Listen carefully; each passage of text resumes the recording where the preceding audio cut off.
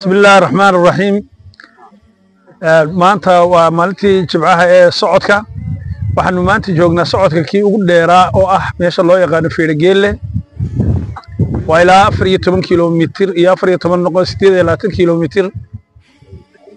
waa runtii waxaan oran karaa rag suuban baa meesha niman kara sidii hore saaxiibkay uga dhawaajiyay socodkani caafimaadka wax badan ayuu u tarayaa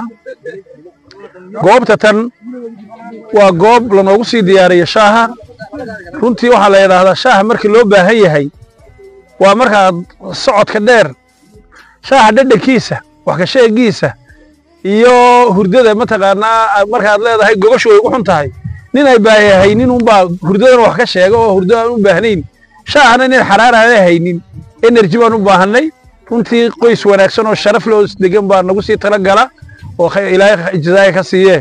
markaan koob ka cabno kaanaba tayran abaab shimbira duulayaba noqonaa oo buuram waxaan ku tagaynaa imika kaanaba laba talaabo kala waxaan leeyahay maalinta jimcuhu runtii waxa weeye waa maalin naftaada aad u raaxaynaysid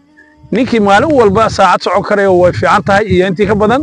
maalinta jimcuhuna waa si khaas ah maadaama aad shaqo badan lahaynin oo cibaadaysi tahay socodkana waa nooc min cibaado uu ka mid yahay caafimaadkana wax badan buu tarayaa hadday tahay waana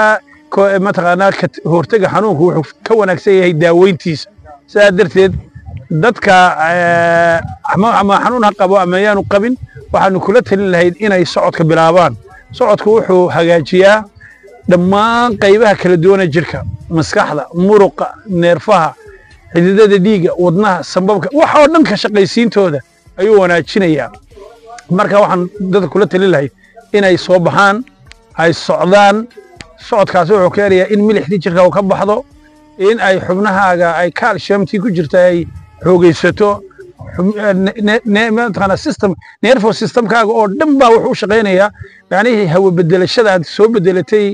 awgeed ayuu wuxuu u shaqaynayaa si aanan la arki karin oo la maqli karin waxaanu kula talinaynaa dadka khaasatan xanuunada dhiigkarka macaanka subaga inay socdaan ayaan kula talinaynaa وبالله التوفيق والسلام عليكم ورحمة الله وبركاته.